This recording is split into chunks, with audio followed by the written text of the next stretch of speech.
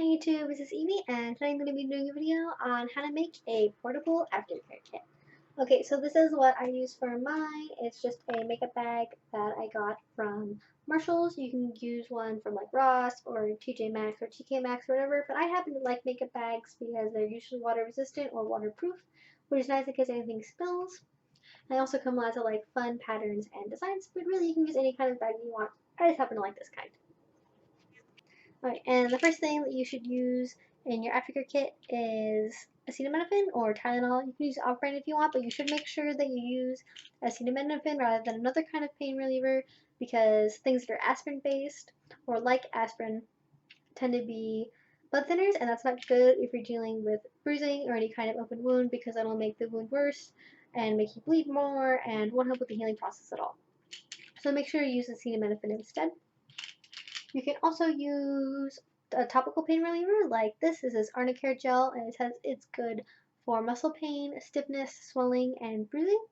I like this for more like localized pain, so if you're just dealing with pain in one spot in your body rather than all over, I would reach for this instead. But if you're dealing with like a large backache or a headache or something after a scene, I would go for the Tylenol instead.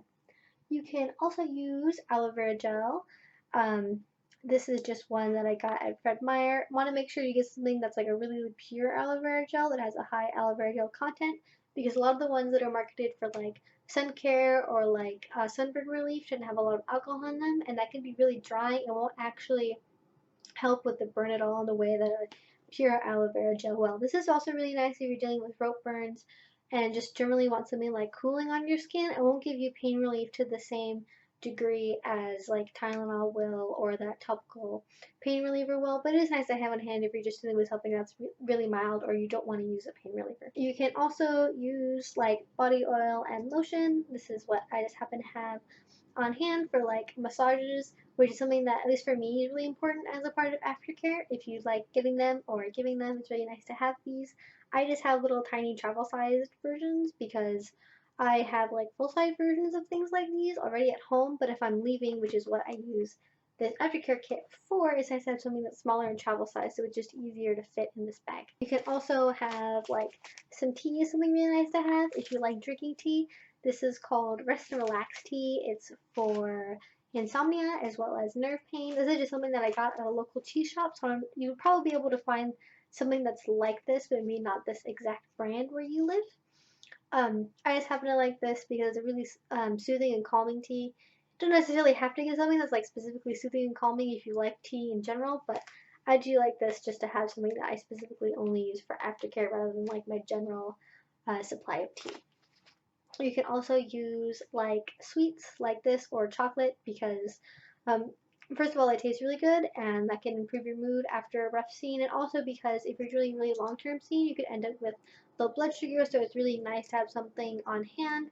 You can also use like bath salts. I just have these bath salts. You can also use like a foaming bath or a bath oil or bubble bath. I just happen to like these because they come in nice little very convenient packets.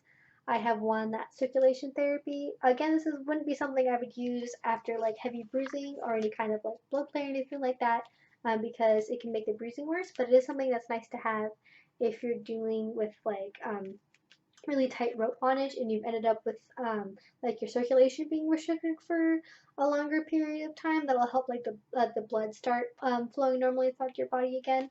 And then I have two that are just like stress and soothing. So this is like a stress reducing spa bath with lavender and chamomile, and this one is a soothing calm with neroli and lavender.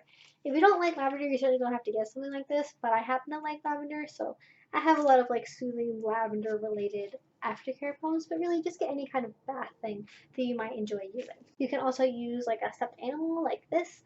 I like this one because again, has lavender in it and like warming beads. This is one of those stuffed animals that you can like put in the microwave and it ends up getting like really nice and like warm and like calming. And I also have a blanket that I only use for aftercare that I've made.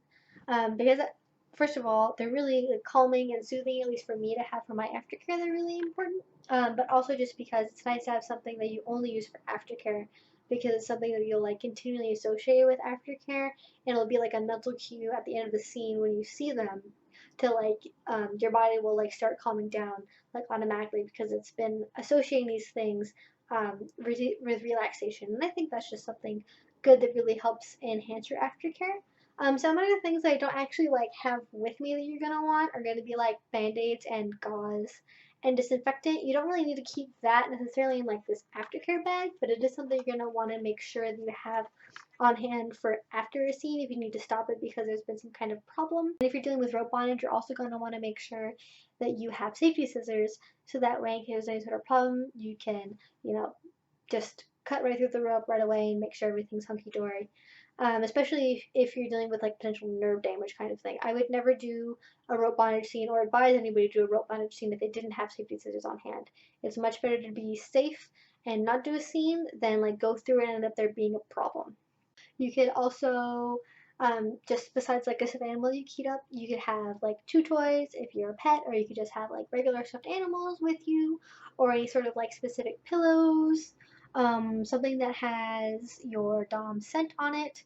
And speaking of that, this stuff, even though I've been talking about it like from like a bottoms or like submissives perspective, you can use any of this on a Dom. I think that's something that doesn't really get brought up a lot is that Doms can need aftercare too.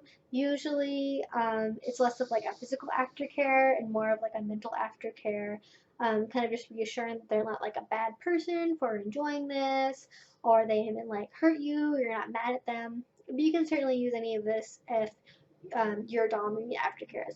Besides that, I think I've just about covered everything except for like little random things like this hairbrush because I like the feeling of having my hairbrush, and for me, that's really relaxing. It's also nice for like very like light sensation play to just have it like against your skin. And for something you don't have to necessarily include an aftercare kit. None of this is something you have to include an aftercare kit. These are just like suggestions of what you might want based on what kind of scene you're doing, what kind of things actually relax you. So feel free to like add things or like not use certain things that I've suggested. Let me down in the comments what kind of things you like to use your aftercare kit that maybe I didn't suggest, or things that you really like doing as part of your aftercare. But as far as that goes, this is everything that I keep in my aftercare kit. Um, so hopefully this video was helpful for you. If you have any questions, again, leave them down in the comments below, and I will see you next week. Bye.